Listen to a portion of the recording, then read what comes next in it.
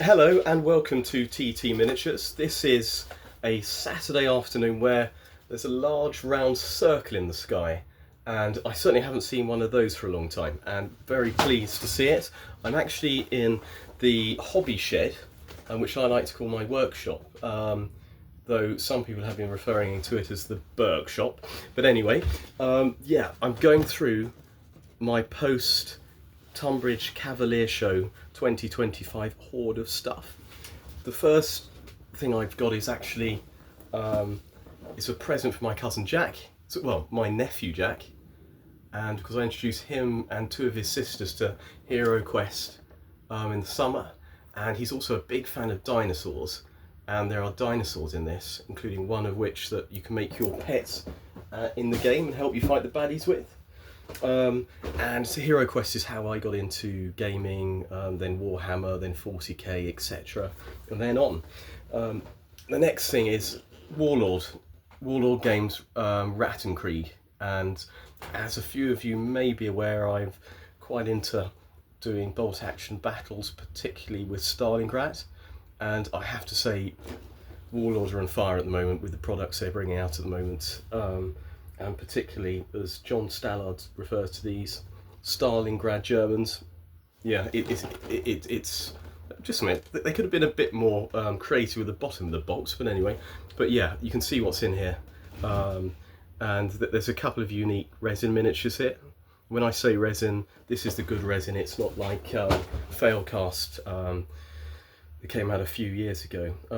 And there's also, if you're wondering why this box is rather light, there might be a reason for that. I've got a Panzer II from Warlord Games, resin and metal, and I've also got a Sherman Easy 8. It's the old resin and metal box, but I'm quite happy with that, and yeah, I'm looking forward to putting that together. And I've got a specific idea, so I also picked up something else, African American troops in World War II. And if we open up here, we can actually see a tanker here. And so I'm going to do a bit more research. I sometimes read these on the train because I spend a lot of time commuting up to London, and particularly in the evenings, it's quite nice to sort of chill out with an Osprey book and try and get some. So the history is really interesting, and it just gets deeper and deeper. But also it's nice to get the colour schemes and ideas for future projects. So yeah, I'm going to read this, and yeah, it's no accident that there's a tank in the background there. Yeah, let's see what happens with that. I also got another book which is a bit more substantial, which is Steel Lobsters, and these guys were basically at the crossroads of warfare, where sort of armoured knights became armoured knights with firearms, and I think the back of the book will sum it up pretty well. Sir Arthur Heselrig's regiment of cuirassiers, called the Lobsters, were so formidable that the king's apparently naked and unarmed troops, amongst which few were better armed than with swords, could not bear their impression. I assume that's about fighting, but I'm not absolutely sure. And but I've already looked through the pictures here, so this is serious research for this video here. And apparently Sir Arthur Heselrig actually got shot basically in the side of the head at blank range and actually survived. And the king said Sir Arthur could have personally withstood a siege because he's so well armoured, etc. But yeah, I'm looking forward to getting into that, and I do have some epic black powder miniatures by Warlord Games for a future projects, but that's going to be realistically the summer. So if I can get that book read in a couple of months, then I can start doing epic black powder. There's a few more bits here that I bought. War Games Atlantic Zombies, and really looking forward to getting some of those up just as a fun project, really for sci-fi, because I'm planning a sci-fi game that involves the Deathfield range as a tabletop war game, a bit like the early sort of 40k rules but where it's fairly flexible and a bit of a sandpit. And I've got a few ideas that they need to take shape and have more play testing. I've got some of their spiders here that I've actually started putting together, and yeah, pretty pleased with all that. But also the splurge didn't stop there. Ironclad miniatures, that I've already got some of these already, but I like painting them and adding little bits of extra details to give their miniature and scenery ranges different contexts. So whereas I've got regular trenches just in rough dug earth, I'd really like to have some dug in positions for artillery pieces, Battle of the Bulge for bolt action, and there's some more semi-corner pieces and things like that. I won't go through the whole box, but there is one piece that is particularly good that I'm planning to do for the Atlantic wall, and you can probably just about see it here. That's great fun. Yeah, this is Ironforge at their best,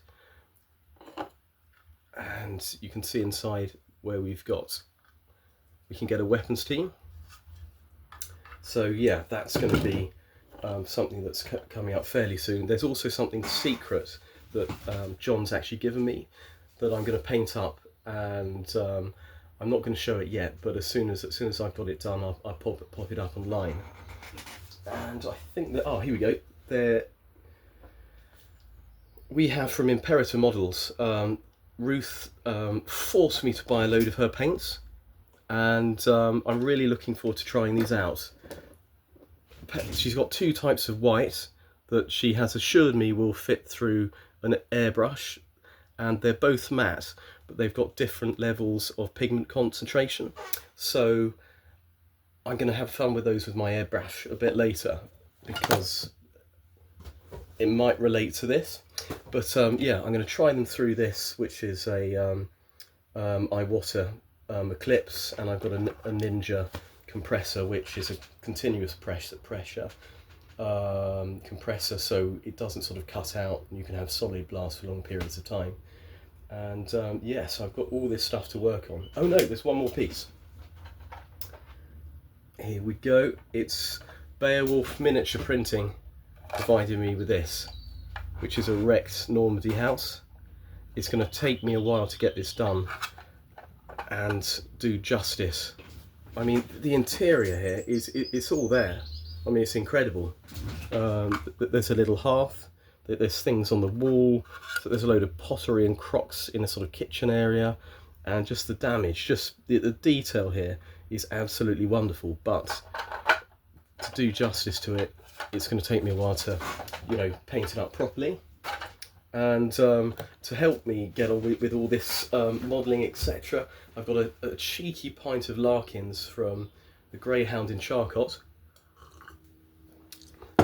I saved this from a bin, which is now my brush holder. This is Wade Heath, made by the guys that made the NatWest pigs, you might remember. But also Camilla, the lady friend of Laurie, who's the sometimes cameraman, provided me just after the show with this, a Larkins beer t-shirt.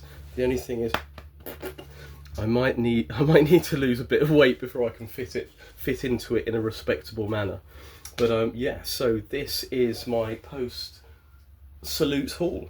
I think that's everything there, and I put the odd update as I get things done, if I get things done, because yeah, there's a little bit of a backlog slash huge mountain of shame in terms of plastic crack, etc. in here that I'll spare you guys from seeing.